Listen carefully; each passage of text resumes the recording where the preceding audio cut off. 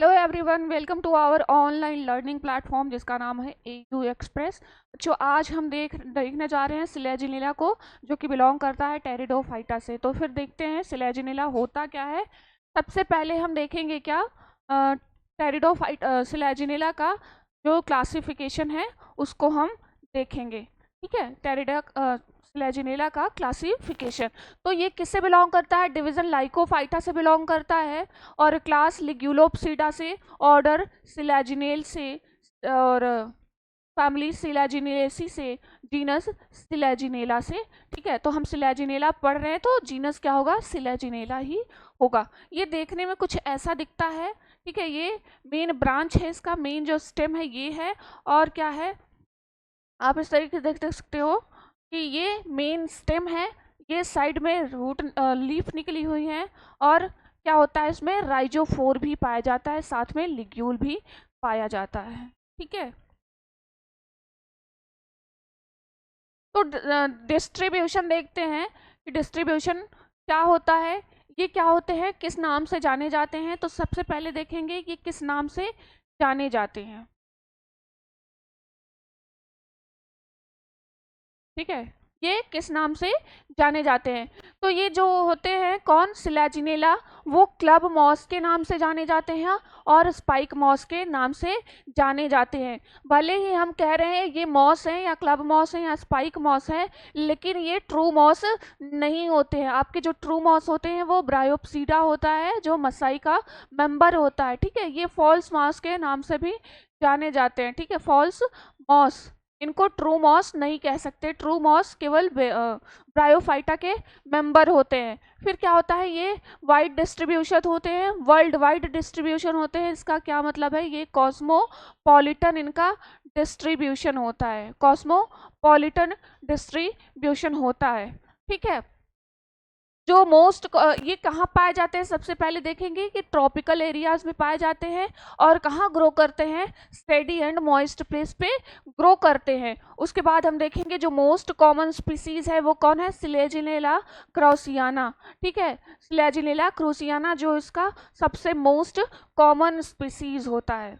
उसके बाद देखेंगे जो मोस्टली स्पीसीज होते हैं ना, वो कहाँ ग्रो करना चाहते हैं, मॉइस्ट एंड सेडी प्लेसेस पे ग्रो करना चाहते हैं। जबकि कुछ स्पीसीज होती हैं इनके जो कहाँ ग्रो करते हैं, ड्राई कंडीशन में, यानी इनकी जीरोफिटिक कंडीशन में, सॉइल सैंडी एरिया में ग्रो करना चाहते हैं। वो कौन से स्पीसीज हैं आपके, सिलेजिनेला लेपिडोफाइला। ठीक है, और उसके बाद सिलेजिनेला रुपेस्ट्रिस। ये दो स्पीसीज है जो जीरोफिटिक कंडीशन में ग्रो करना चाहती हैं, लेकिन मॉइस्ट सेडी प्लेसेस, और उसके बाद जो जीरोफिटिक कंडीशन के अलावा भी कोई कुछ स्पीसीज ऐसी होती हैं जो एपिफिटिक होती हैं, यानी कि ट्री के ब्रांचेस पे ग्रो करती हैं या बार्क पे लटकी हुई दिखाई पड़ती हैं। वो कौन सी होते हैं, वो किसको, उनको क्या बोलते हैं, वो एपिफिटिक सिलेजिनेला होते हैं, और उनका नाम क्या है, सिलेजिनेला ऑरिगेना। ठीक है, ये कहाँ पाए जाते हैं, found growing on the tree trunk. ठीक है, ट्री ट्रंक पर पाए जाते हैं या बार्क से लटके होते हैं। तो ये हो गया इनका डिस्ट्रीब्यूशन और हैबिटाट, मतलब इनका ये कहाँ पाए जाते हैं और इनका स्वभाव कैसा होता है, कैसे पाए जाते हैं। तो ये चीज़ हो गया। उसके बाद हम बात करेंगे वेजिटेटिव मॉर्फोलॉजी की, कि इनमें भैया क्या होते हैं, रूट स्टेम लीव्स कैसा होता है, या फिर इनकी प्लांट बॉडी कैसी होती है। तो जो सिलेजिनेला होते हैं ना, उनकी प्लांट बॉडी कैसी होती है, स्पोरोफिटिक होती है। क्यों होता है, कि ये टेरिडोफाइट से बिलोंग करते हैं, और जो इनके प्लांट बॉडी है ना, वो रूट स्टेम लीफ लिग्यूल्स और राइजोफोर में डिवाइड किया गया है। ठीक है, तो आगे देखेंगे जो प्लांट बॉडी है वो रूट स्टेम लीफ और राइजोफोर में डिवाइड किया गया है। आप इस तरीके से देख सकते हैं स्ट्रक्चर। ये मेन एक्सिस है, यानी कि मेन स्टेम है, और ये जो ब्रांचेस निकली हुई साइड में लीव्स दिखाई पड़ रही हैं। आप एक ब्रांच इसको काट के इधर देखेंगे तो कुछ ऐसा स्ट्रक्चर दिखाई पड़ेगा आपको। फिर हम बात कर लेते हैं रूट कैसा होता है। ठीक, रूट कैसा होता है, जब हम यंग स्पोरोफाइट की बात करेंगे ना, तो root primary root while others are adventitious. ठीक है, जो प्राइमरी रूट्स होती हैं, और या फिर हम रूट की बात कर लें तो उनमें क्या होता है, रूट एडवेंटिशियस टाइप का होता है, और कुछ रूट जो होती है एरियल टाइप का होता है, जो कि डेवलप करता है रूट कैप को। ठीक, जो एडवेंटिशियस रूट होती है उनमें रूट कैप एब्सेंट होता है। आपको जो पता है कि रूट दो टाइप के होते हैं, that is the adventitious type of root and tap root system. Tap root किस में पाया जाता है, आपके किस में पाए जाते हैं, एंजियोस्पर्म और जिम्नोस्पर्म में पाए जाते हैं। क्यों पाए जाते हैं, क्यों, वो डीप पेनिट्रेटेड अंडर ग्राउंड होते हैं। ठीक है, और उनमें क्या पाया जाता है, रूट कैप पाया जाता है। उसके बाद हम बात करेंगे स्टेम की। ठीक है, स्टेम की बात करेंगे, STEM। तो उनमें स्टेम कैसा होता है, स्टेम ग्रीन कलर का होता है। अभी आपने देखा सबसे पहले यहाँ एक स्ट्रक्चर देखा था या पिक्चर देखी थी, जो कि ग्रीन कलर का स्टेम दिखाई पड़ रहा है आपको। ठीक है, और क्या होता है, शॉर्ट शॉर्ट छोटे छोटे इरेक्ट ब्रांचेस भी आपके स्टेम में दिखाई पड़ते हैं। जो स्टेम होती है वो क्या होते हैं, डाइकोटोमस ब्रांच्ड या डाइकोटोमसली अरेंज्ड होते हैं। फिर उसके बाद क्या होता है, इनके पास ये फॉल्स ग्रोथ होता है, एक पॉइंट पे फॉल्स ग्रोथ पाया जाता है, जिसको हम क्या कहेंगे, स्यूडोमोनोपोडिया कहते हैं। ठीक है, उसके बाद हम बात करेंगे राइजोफोर की। तो जो राइजोफोर होता है, क्या होता है कि कुछ स्पीसीज जो होती हैं लीफलेस होती हैं, कलरलेस होती हैं, branches leafless colourless branches arises from the prostate near point of branching. ठीक है, कुछ स्पीसीज में कलरलेस या फिर लीफलेस ब्रांचेस अराइज करती हैं, जिनको हम क्या कहते हैं, राइजोफोर कहते हैं। ठीक है, और ये क्या होते हैं, डाउनवर्ड ग्रो करते हैं। ठीक है, मतलब क्या, नेगेटिव पॉजिटिव जियोट्रॉपिक होते हैं। ठीक है, जो अंडरग्राउंड की तरफ या फिर सॉइल की तरफ, सरफेस की तरफ ये ग्रो करते हैं, तो इनको क्या कहते हैं कि राइजोफोर कहते हैं। ये ग्रुप होती है एडवेंटिशियस रूट का। ठीक है, ये ग्रुप होते हैं एडवेंटिशियस रूट का। और क्या होता है, कुछ साइंटिस्ट जो हैं, some scientists consider them branches and some consider as root and still consider it is, but recently they are known as adventitious root that have branches at tip। कुछ वैज्ञानिकों का मानना है कि ये रूट है, और कुछ वैज्ञानिकों का मानना है कि ये सूट है। ठीक है, रूट और सूट है, जबकि अभी रिसेंटली टाइम में इसको हम क्या कह सकते हैं, एडवेंटिशियस टाइप ऑफ रूट मान सकते हैं। ठीक है, फिर बात करेंगे लीफ की। तो जो लीफ होती है वो क्या होती है, leaves are small and single veined. तो यहाँ पर दो टाइप के लीव्स पाए जाते हैं, आइसोफिलस टाइप ऑफ लीफ पाए जाते हैं and anisophyllous type of root leaf पाई जाती है। ठीक है, isophyllous type of leaf and anisophyllous leaf. आप देख सकते हैं ये लीफ दिखाई पड़ रहा है।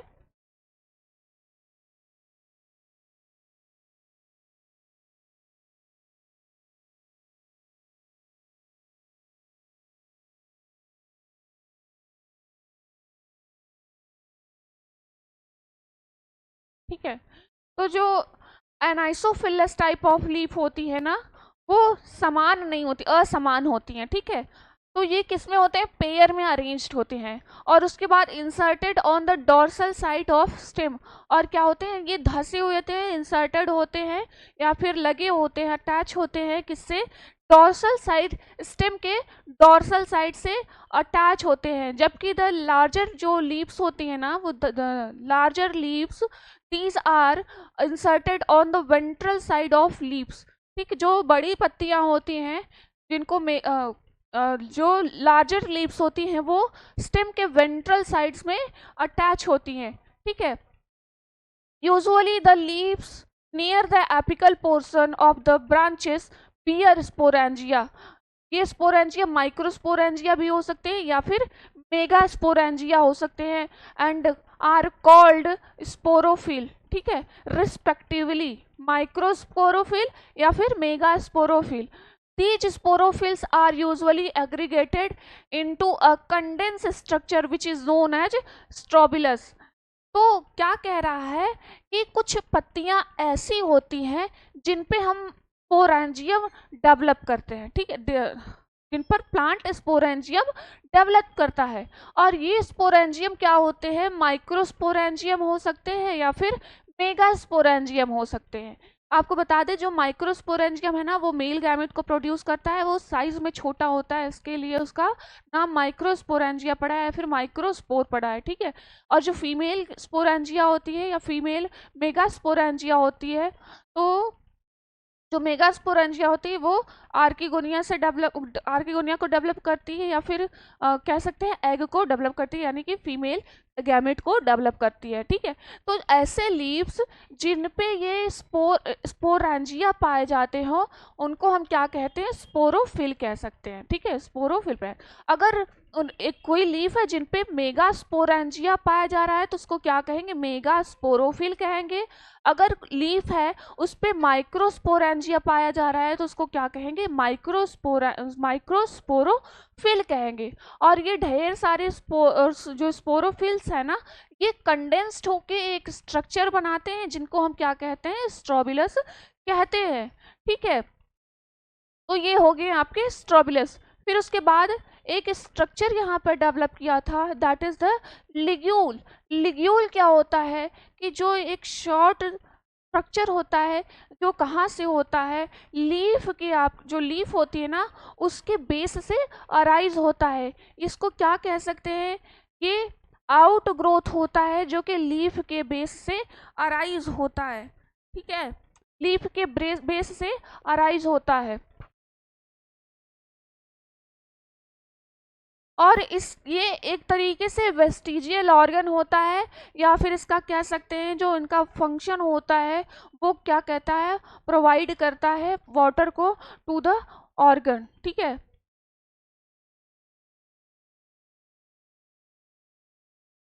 उसके बाद हम देखते हैं जो लिग्यूल होता है वो दो पार्ट में डिवाइड किया गया है, दो पार्ट में डिवाइड कर सकते हैं। इसके जो पार्ट के बॉडी होते हैं उनको हम दो पार्ट्स में डिवाइड कर सकते हैं, दैट इज द ग्लासोपोडियम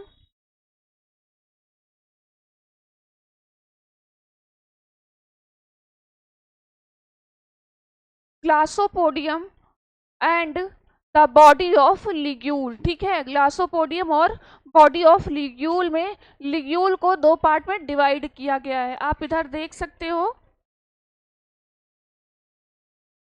ये है लीफ दिखाई पड़ रहा है, और यहाँ साइड में अपर बेस पोर्शन पर क्या दिखाई पड़ रहा है, एक वेस्टिजियल स्ट्रक्चर दिखाई पड़ रहा है, दैट इज द लिग्यूल। इसका काम क्या होता है, वाटर प्रोवाइड करना टू द ऑर्गन, ठीक है। और ये एक वेस्टिजियल ऑर्गन होता है, ये एक आउट ग्रोथ होता है जो कि लीफ के बेस पे, अपर बेस पे पाया जाता है।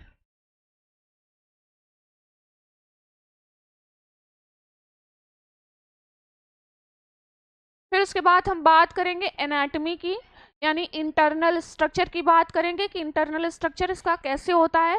तो सबसे पहले हम किसके बात करेंगे, स्टेम की एनाटॉमी की, फिर स्टीलर सिस्टम देखेंगे, फिर लीफ एनाटॉमी देखेंगे, और उसके बाद रूट की एनाटॉमी, इंटरनल स्ट्रक्चर देखेंगे। तो आइए हम बात करते हैं स्टेम एनाटॉमी की। तो जो स्टेम होता है ना वो क्या होता है, सबसे जब हम टीएस कट करते हैं, ट्रांसवर्स सेक्शन ऐसे कट करते हैं, तो जो सबसे बाहरी लेयर दिखती है, आउटर लेयर दिखती है, वो किसकी होती है, एपिडर्मिस की होती है। जो सबसे आउटर लेयर होता है वो कौन होता है, एपिडर्मिस होता है, ठीक है, एपिडर्मिस। फिर एपिडर्मिस के बाद क्या पाया जाता है, कॉर्टेक्स पाया जाता है। तो जो एपिडर्मिस होता है ना वो क्या होता है, थिक एपिडर्मिस होता है या फिर थिन वॉल्ड होता है। जो एपिडर्मिस होता है वो एक सेल का बना होता है या दो सेल का जनरली बना होता है। तो ये थिन वॉल्ड होते हैं, रेक्टेंगुलर होते हैं, कुछ ऐसे स्ट्रक्चर इनका बनता है। मान लीजिए ये आपके एपिडर्मिस हो गए, ठीक है। तो ये सबसे आउटर वॉल होते हैं, और इनके ऊपर एक और लेयर पाई जाती है जो क्या होती है, क्यूटिकल की एक थिन लेयर पाई जाती है, ठीक है। तो एपिडर्मिस क्या है, द आउटर मोस्ट लेयर, और उसके बाद thin walled rectangular cells and covered with cuticle, cuticle that is the thin walled single layer, ठीक है। उसके बाद जो एपिडर्मिस होता है वो फॉलोड बाय कॉर्टेक्स, उसके बाद क्या पाया जाता है, कॉर्टेक्स पाया जाता है। जो कॉर्टेक्स होता है वो मेनी लेयर्ड हो सकते हैं, outer 2 to 4 are thick walled called hypodermis, ठीक है।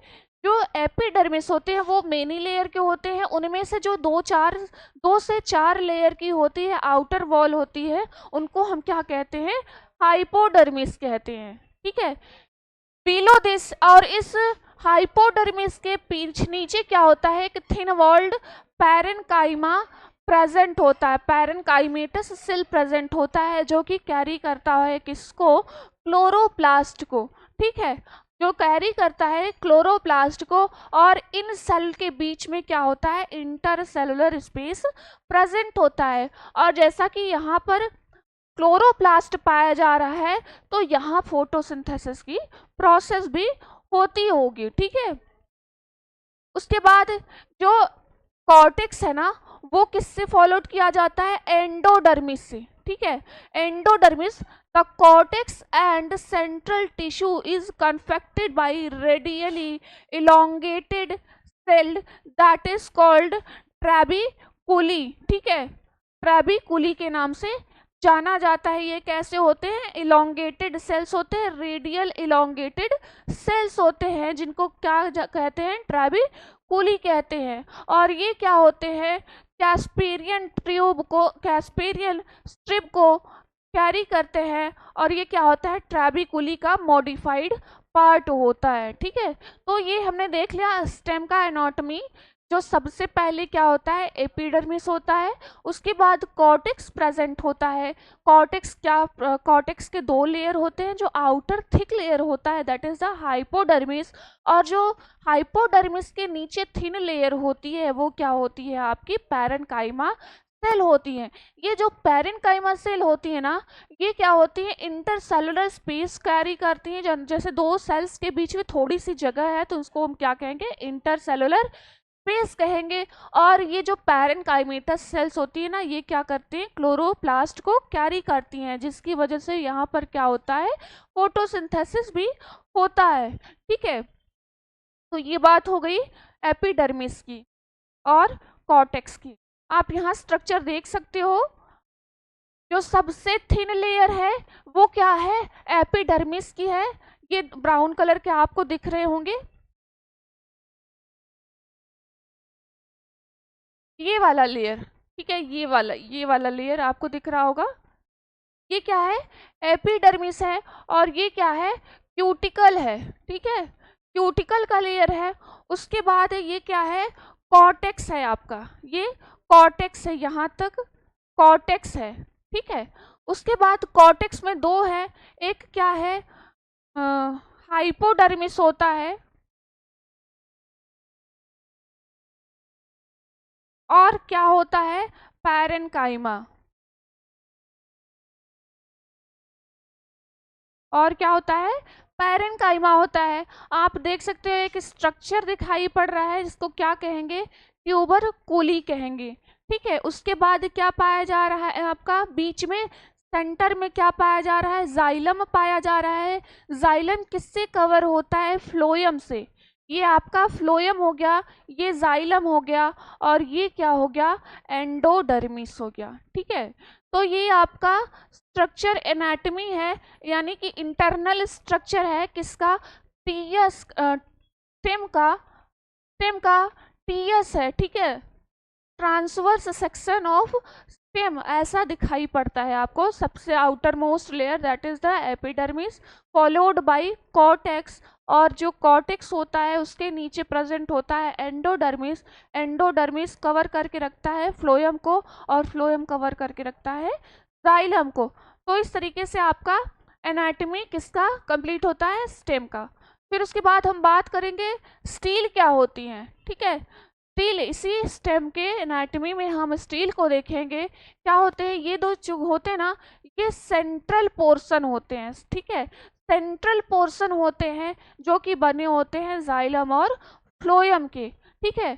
तो the central portion of the stem is occupied by well developed steel, और जो स्टील होता है वो क्या होता है, प्रोटोस्टीलिक टाइप होता है। इसका क्या मतलब है कि जो स्टील है इसमें पिथ एब्सेंट होगा, यानी कि जाइलम जो होगा वो स्मूथ होगा और सेंटर में पाया जाएगा, ठीक है। उसके बाद हम बात करेंगे किसकी, राइजोफोर के एनाटॉमी की, ठीक है, राइजोफोर के एनाटॉमी की बात करेंगे। तो इसमें सेम उसी तरीके से होगा, आउटर लेयर एपिडर्मिस की होगी, आउटर लेयर एपिडर्मिस की होगी, ठीक है।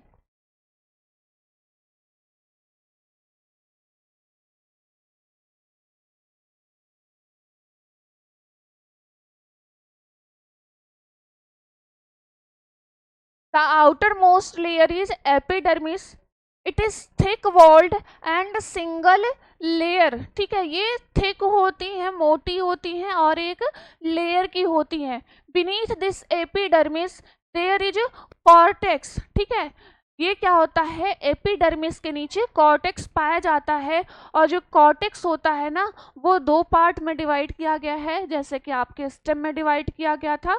अपर जो पार्ट होता है, जो थिक लेयर होती है, उसको हम क्या कहते हैं, हाइपोडर्मिस कहते हैं। और हाइपोडर्मिस के नीचे जस्ट प्रेजेंट होती है thin layer, that is the parenchymatous region, ठीक है।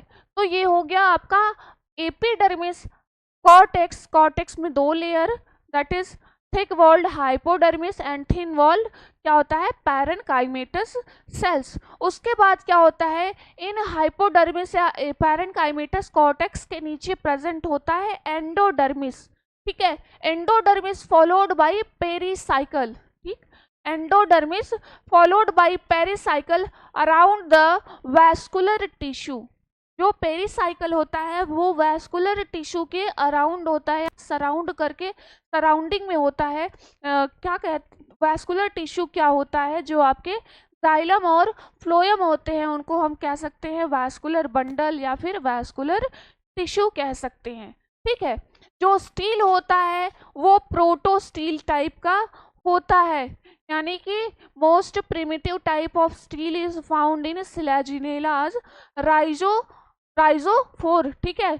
जो प्रोटोस्टील का कंडीशन होता है वो क्या होता है कि सेंटर में जाइलम पाया जाएगा जो कि स्मूथ होगा और पिथ एब्सेंट होगा, जाइलम जो होगा वो फ्लोएम से ढका होगा, ठीक है। ये चीज आपका देखने को मिलेगा, क्या आप देख सकते हैं, एपिडर्मिस दिख रहा है आपको, epidermis outermost layer and one cell thick outermost layer. फिर उसके बाद क्या दिखाई पड़ रहा है आपको, कॉर्टेक्स दिखाई पड़ रहा है। ये रीजन आपके कॉर्टेक्स के हैं, ये हाइपोडर्मिस है, आउटर हाइपोडर्मिस है, और इनर क्या है, पैरेन्काइमेटस या पैरेन्काइमा है, ठीक है। तो इसको कुल मिला के कह सकते हैं कॉर्टेक्स। ये कॉर्टेक्स जो होता है वो थिन वॉल्ड एंडोडर्मिस से सराउंड होता है, थिन वॉल्ड एंडोडर्मिस से सराउंड होता है। उसके बाद पाया जाएगा क्या, आपके पेरिसाइकिल पाई जाएगी, ठीक है। एक thin layer of pericycle is found in the internal structure of rhizophore. then this pericycle is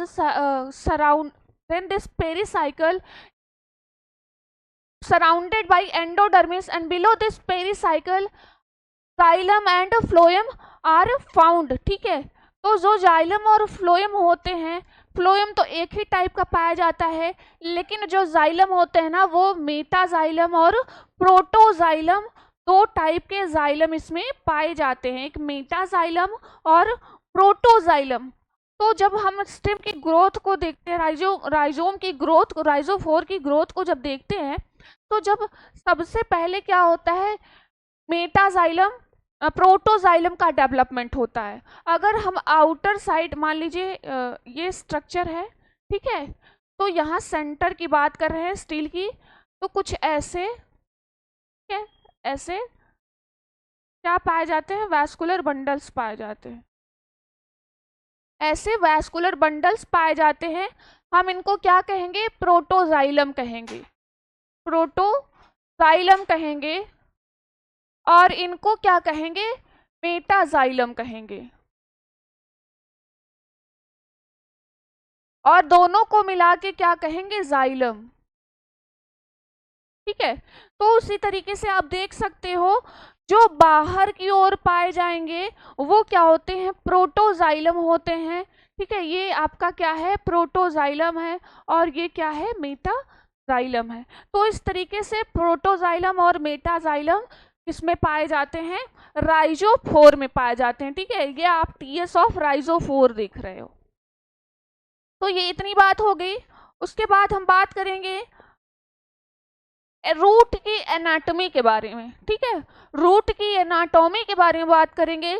तो जैसा कि आप स्टेम पढ़ लिए, राइजोफोर पढ़ लिए, जो पहली लेयर होती है वो क्या होती है, एपिडर्मिस की होती है। ठीक है, जो आउटर मोस्ट लेयर है वो क्या है, एपिडर्मिस की है। आप यहाँ देख सकते हैं outer most layer is epidermis, that is the single layer. आप जब एपिडर्मिस की बात करते हो ना तो मोस्टली क्या होता है, सिंगल लेयर का एपिडर्मिस पाया जाता है, और वो क्या होता है, कवर्ड होता है थिन क्यूटिकल से। और ये थिन क्यूटिकल क्या होता है, क्यूटिनाइज्ड सेल्स होती हैं जो कि बहुत पतली होती हैं। ठीक, उसके बाद root hairs are present and arise from epidermis. ठीक है, beneath this epidermis wide zone of cortex present. और ये जो प्रेजेंट होते हैं ना वो क्या होते हैं, तो जैसा कि आप पहले ही पढ़ चुके हो, रूट में एनाटॉमी में पढ़ चुके हो, किसके, स्टेम के और राइजोफोर के। जो कॉर्टेक्स होता है वो दो सेल्स में डिवाइड होता है, that is the hypodermal cell और एंडो हाइपोडर्मिस सेल, और क्या होता है, पैरेनकाइमेटस सेल्स होता है। ठीक है, तो यहाँ पर क्या है कि जो कॉर्टेक्स है ना वो हाइपोडर्मिस है, यानी स्क्लेरेनकाइमा का बना हुआ है, स्क्लेरेनकाइमेटस सेल है। फिर क्या होता है कि दूसरा क्या पाया गया, यहाँ पर एंडोडर्मिस पाई गई है। ठीक है, कॉर्टेक्स के जस्ट नीचे एंडोडर्मिस पाई गई है, और एंडोडर्मिस के नीचे पेरिसाइकल पाया गया है। तो जैसा कि आप पढ़ चुके हो, सब चीजें वैसे ही हैं कि सबसे पहले एपिडर्मिस है, उसके ऊपर एक लेयर क्या है, आप ऐसे देखो, ये क्या है, एपिडर्मिस है। ठीक है, फिर उसके बाद क्या है, कॉर्टेक्स पाया गया है।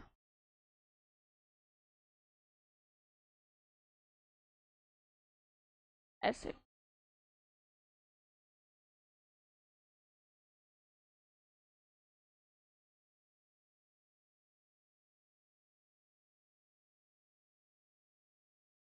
ये आपके कॉर्टेक्स हो गए। उसके बाद ये एपिडर्मिस का के ऊपर एक लेयर और पाई गई है, that is the thin cutinized cells cuticle. ठीक है, और ये क्या है, एपिडर्मिस, ये है कॉर्टेक्स। उसके बाद यहाँ एक लेयर पाई जाती है, दैट इज द एंडोडर्मिस। ये क्या है, एंडोडर्मिस। उसके बाद क्या पाया जाएगा, एक और लेयर पाई जाएगी, दैट इज द पेरिसाइकल। ठीक है, ये क्या है, पेरिसाइकल। उसके बाद क्या पाया जाएगा, स्टील पाई जाएगी।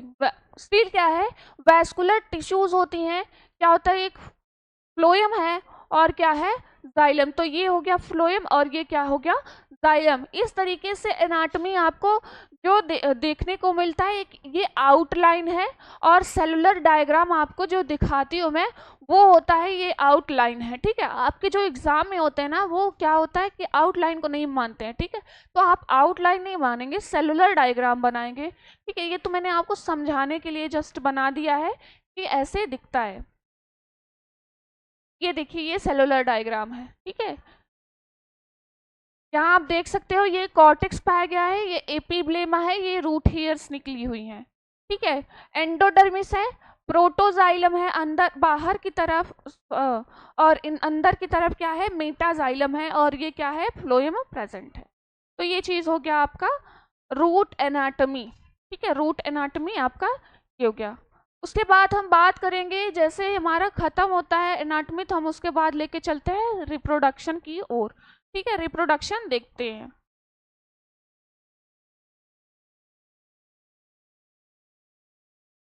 तो जो रिप्रोडक्शन होता है वो क्या होता है, इनमें जो इनकी लाइफ साइकिल होती है वो अल्टरनेशन ऑफ जनरेशन शो करता है। देखिए ये दिख रहा है ना, अल्टरनेशन ऑफ जनरेशन। इसका क्या मतलब होता है कि ये दो जनरेशन को शो करती हैं, that is the gametophytic generation और स्पोरोफिटिक जनरेशन। स्पोरोफिटिक जनरेशन में क्या होता है, स्पोर का प्रोडक्शन होता है, और गैमेटोफिटिक जनरेशन में क्या होता है, गैमीट का प्रोडक्शन होता है। गैमेटोफिटिक क्या होते हैं, हैप्लॉइड होते हैं, जबकि स्पोरोफाइट क्या होते हैं, डिप्लॉइड होते हैं। देखिए both spores producing and gamete producing generation are independent. ठीक है, जो स्पोर और गैमेट प्रोडक्शन जनरेशन है बोथ आर इंडिपेंडेंट। सबसे पहले तो हम देखेंगे रिप्रोडक्शन कैसे होता है। तो जो रिप्रोडक्शन होता है by means of vegetative reproduction, और ये रिप्रोडक्शन वेजिटेटिव रिप्रोडक्शन क्या होता है, वो फॉलोड बाय फ्रेगमेंटेशन। फ्रेगमेंटेशन का आप मतलब जानते ही हो कि जो बॉडी पार्ट क्या होता है, डिफरेंट सेगमेंट्स में ब्रेक डाउन होता है या टूट जाती है, और each segments develop into a new sporophyte. तो ये होता है आपका वेजिटेटिव रिप्रोडक्शन। फिर क्या होता है, ट्यूबर होता है। क्या होता है कि जब अनफेवरेबल कंडीशन आता है, जैसे विंटर से समर आने लगा, तो जो स्टेम होती है ना वो क्या होती है, डेथ होने लगती है उनकी। लेकिन कहीं कोई एक ऐसा ग्रोइंग पॉइंट होता है जहाँ पर सारे न्यूट्रिएंट्स जाके इकट्ठा हो जाते हैं, और वो क्या होता है, ट्यूब लाइक स्ट्रक्चर या आउट ग्रोथ बनाता है। और जब भी फेवरेबल कंडीशन होता है तो ये ट्यूब जो है ना वो क्या करते हैं, ग्रो कर जाते हैं, और क्या करते हैं, नए प्लांट बॉडी को तैयार करते हैं। तो वो हो गया ट्यूब के फॉर्म में। वैसे ही होता है रेस्टिंग बर्ड। एपिकल बर्ड्स जो होते, एपिकल पार्ट जो होते, सॉरी, जब कुछ पार्ट्स होते हैं रेस्टिंग पीरियड में चले जाते हैं, वहाँ कुछ ग्रोइंग पॉइंट्स होती हैं, वो क्या करते हैं, सस्टेन कर जाती हैं उस बॉडी कंडीशन को, और नए जब फेवरेबल कंडीशंस आते हैं तो उसमें ग्रो कर जाती हैं। तो ये हो गया आपका वेजिटेटिव टाइप ऑफ रिप्रोडक्शन। ठीक है, उसके बाद हम बात करेंगे सेक्सुअल रिप्रोडक्शन की। सेक्सुअल रिप्रोडक्शन में जहाँ पर बोथ गैमीट्स आर यूनाइटेड और एंड रिजल्ट जाइगोट। ठीक है, तो वो होता है सेक्सुअल रिप्रोडक्शन जहाँ पर दो गैमीट्स आपस में भाग लेते हो, और ऐसे गैमीट्स किसमें जो उनका जब न्यूक्लियर फ्यूजन होता है तो किसमें रिजल्ट आता है, जाइगोट या फिर ऊस्पोर डिप्लॉइड ऊस्पोर में रिजल्ट आता है। तो ऐसे क्या होते हैं, सेक्सुअल रिप्रोडक्शन होता है। लेकिन सेक्सुअल रिप्रोडक्शन टेरिडोफाइटा में कैसा होता है, बाइस्पोर होता है। ठीक है, सेक्सुअल रिप्रोडक्शन कैसा होता है, बाइस्पोर होता है। और उसके बाद हम स्पोर प्रोड्यूसिंग ऑर्गन को देखते हैं, वो क्या होते हैं।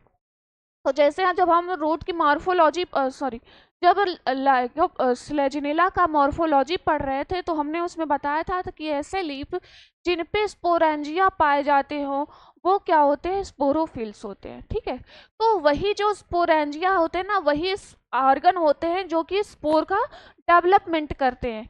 तो जो स्पोर प्रोड्यूसिंग ऑर्गन्स होते हैं वो क्या होते हैं, स्पोरेंजिया होते हैं। ठीक, उसके बाद आप देख लीजिए कुछ लाइंस लिखी हुई हैं। That is the Selaginella is a sporophytic plant body that is diploid in condition and reproduces sexually. Sexual reproduction होता है। Their plants are heterosporous. ठीक है, produces two different type of spore, that is the megaspore and microspore. जब आपके Selaginella की बात करें तो ये क्या होते हैं, स्पोरोफिटिक प्लांट बॉडी है, यानी कि डिप्लॉयड ये कंडीशन होगा उनके। उसके बाद ये क्या होते हैं, हेट्रोस्पोरस होते हैं। हेट्रोस्पोरस होते हैं क्या करते हैं कि दो डिफरेंट टाइप के स्पोर्स प्रोड्यूस करते हैं, दैट इज द मेगास्पोर यानी कि फीमेल पार्ट कह सकते हैं, और जो कि माइक्रोस्पोर क्या होते हैं, मेल कह सकते हैं। जो मेगास्पोर होते हैं वो मेगास्पोरेंजियम्स में बनेंगे, मेगास्पोर मदर सेल से बनेंगे। किसके थ्रू, जब डिवीजन होगा, मियोसिस डिवीजन होगा तब बनते हैं, ठीक है। और जो माइक्रोस्पोर होते हैं उनमें जब मियोसिस होगा तो माइक्रोस्पोर मदर सेल से माइक्रोस्पोर बनते हैं, ठीक है। ये यही पॉइंट लिखा हुआ है, these spores are produced in microsporangia and megasporangia, ठीक है, megasporangia and microsporangia respectively, which in turn are produced on fertile leaves known as megasporophyll and microsporophyll respectively, ठीक, वही चीज बताया गया है। Usually both these structure are grouped together to form a compact structure known as strobilus which is usually a terminal structure. जो क्या करते हैं, ये जो स्पोरोफिल्स होते हैं वो कंबाइन करते हैं, एक दूसरे से जुड़ते हैं और क्या करते हैं, कॉम्पैक्ट स्ट्रक्चर बनाते हैं, जिनको हम क्या कहते हैं, स्ट्रोबिलस कहते हैं, ठीक है। ये स्ट्रक्चर क्या कहाँ पाए जाते हैं, एपिकल पोर्शन पे पाए जाते हैं जो स्ट्रोबिलस होते हैं। उसके बाद हम बात करेंगे किसकी, ये देखिए आप माइक्रोस्पोरोफिल और मेगास्पोरोफिल को देख सकते हैं। ये क्या है, लीफ है, ठीक है, लीफ है, देखिए ये लीफ है,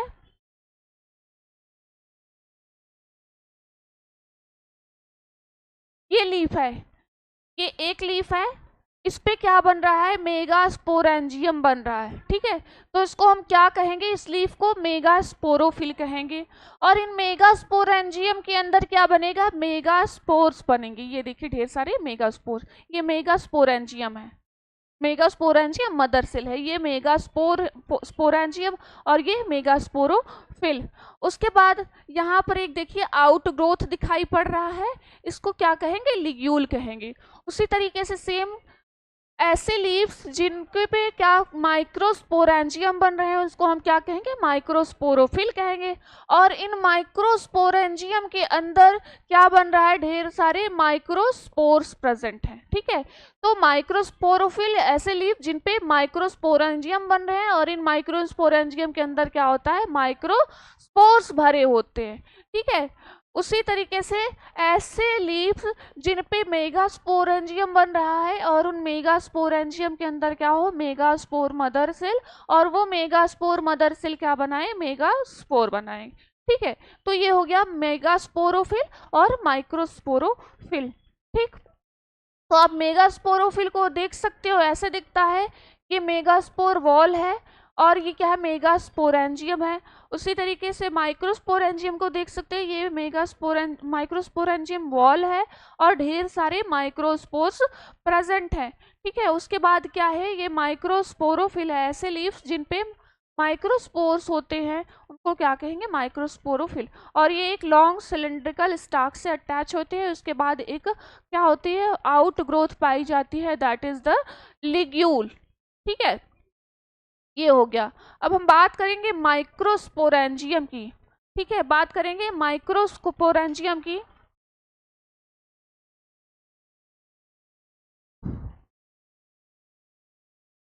तो ये जो माइक्रोस्पोरेंजियम होते हैं ना, वो स्टाक होते हैं, ग्लोब्यूलर शेप के होते हैं, जैसे लाइक अदर टेरिडोफाइट की तरह जो थ्रिडियम होता है, यानी कि माइक्रोस्पोरेंजियम होता है, वो क्या होता है, स्टाक्ड होता है, स्टाक प्रेजेंट होता है, एक ग्लोब्यूलर बॉडी प्रेजेंट होती है, ठीक है।